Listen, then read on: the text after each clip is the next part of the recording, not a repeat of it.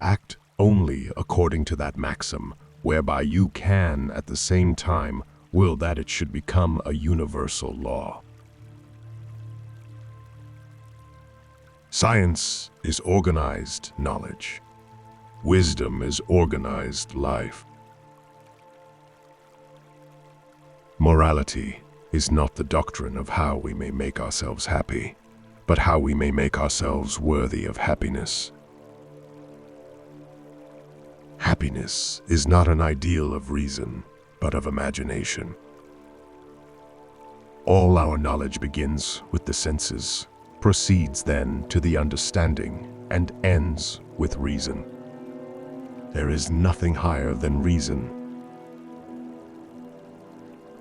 Immaturity is the incapacity to use one's intelligence without the guidance of another.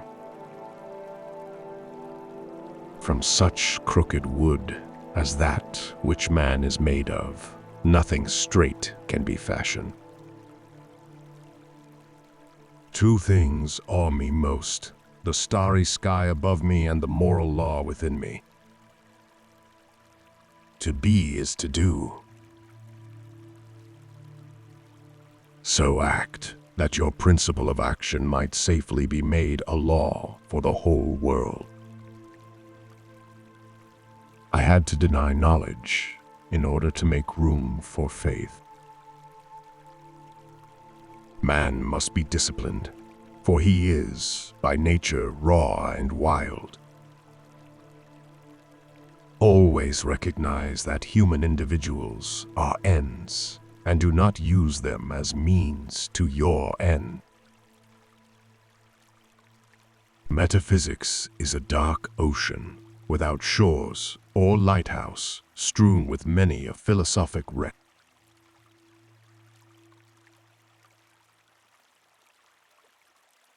All thought must, thus directly or indirectly, by way of certain characters, relate ultimately to intuitions, and therefore with us to sensibility, because in no other way can an objective be given to us.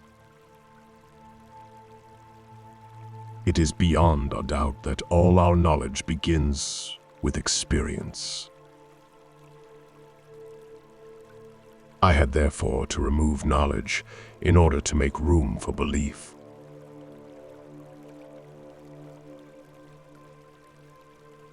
The only objects of practical reason are therefore those of good and evil. For by the former is meant an object necessarily desired according to a principle of reason, by the latter one necessarily shunned, also according to a principle of reason.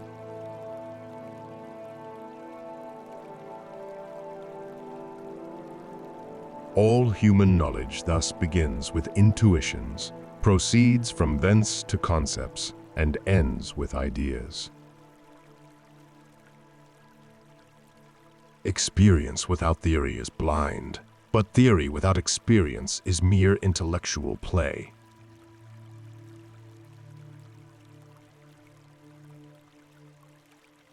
Nature is a book, and we are the readers.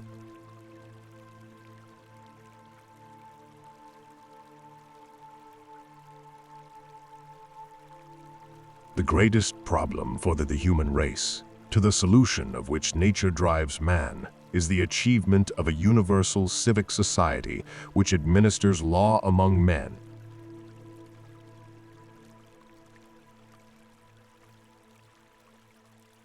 Out of the crooked timber of humanity, no straight thing was ever made.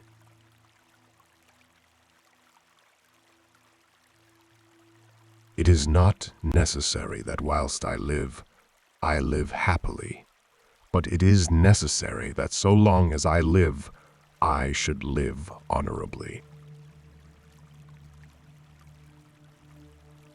To be truthful, honest in all declarations is therefore a sacred and unconditionally commanding law of reason that admits of no expediency whatsoever.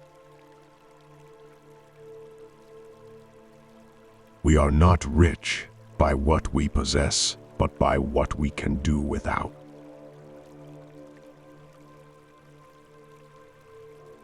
Only the descent into the hell of self-knowledge can pave the way to godliness.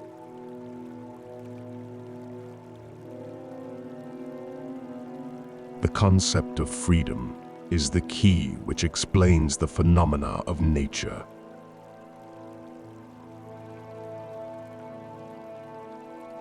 The death of dogma is the birth of morality.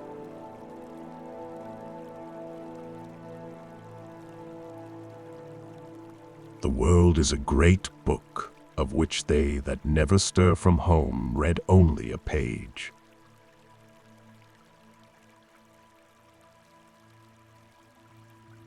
Man is the only being who needs education.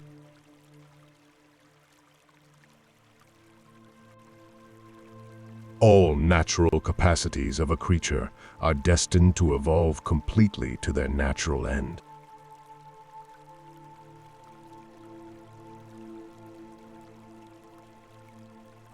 All the interests of my reason, speculative as well as practical, combine in the three following questions. 1. What can I know? 2. What ought I to do? 3. What may I hope?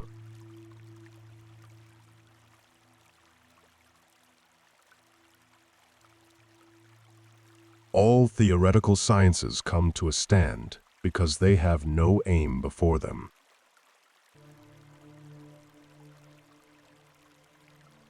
Do not be concerned that you do not yet know how to teach.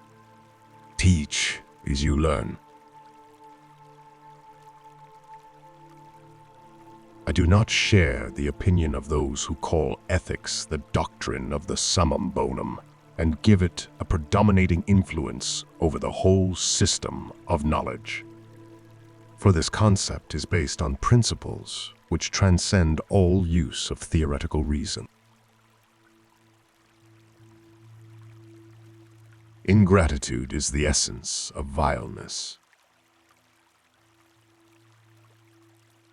Morality is not properly the doctrine of how we may make ourselves happy, but how we may make ourselves worthy of happiness. The more a cultivated reason gives itself over to the aim of enjoying life and happiness, the further the human race regresses. The philosophy of law is ethics. I do not share the opinion of those who call ethics the doctrine of the summum bonum and give it a predominating influence over the whole system of knowledge.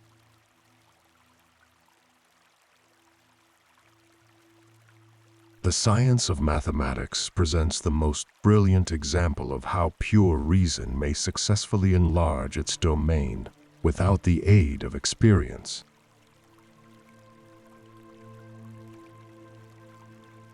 The union of the determinations of the understanding in one concept is judgment. The understanding can intuit nothing. The senses can think nothing. Only through the union can knowledge arise. Thoughts without intuitions are empty. Intuitions without concepts are blind.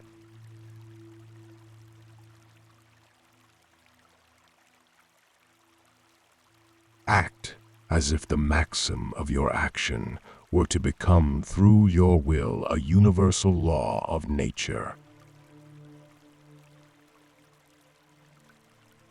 All thought must directly or indirectly, by way of certain characters, relate ultimately to intuitions, and therefore, with us, to sensibility, because in no other way can an object be given to us. Beauty is a symbol of morality. By a lie a man throws away, and, as it were, annihilates his dignity as a man. Critique alone can show what the understanding can achieve without help from the senses and from mere concepts of the understanding. Do what is right, though the world should perish.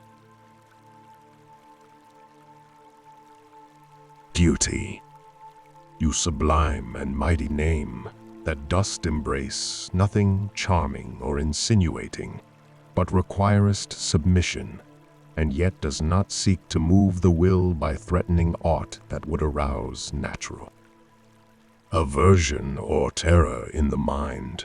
O thou that commandest not, but dost even express the holy law of reason.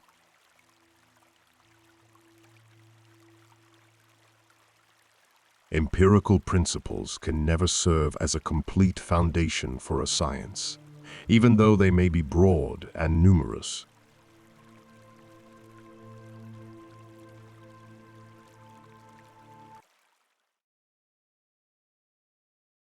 Thank you for exploring Immanuel Kant's wisdom with us. If you enjoyed these quotes, remember to like and subscribe for more enlightening content.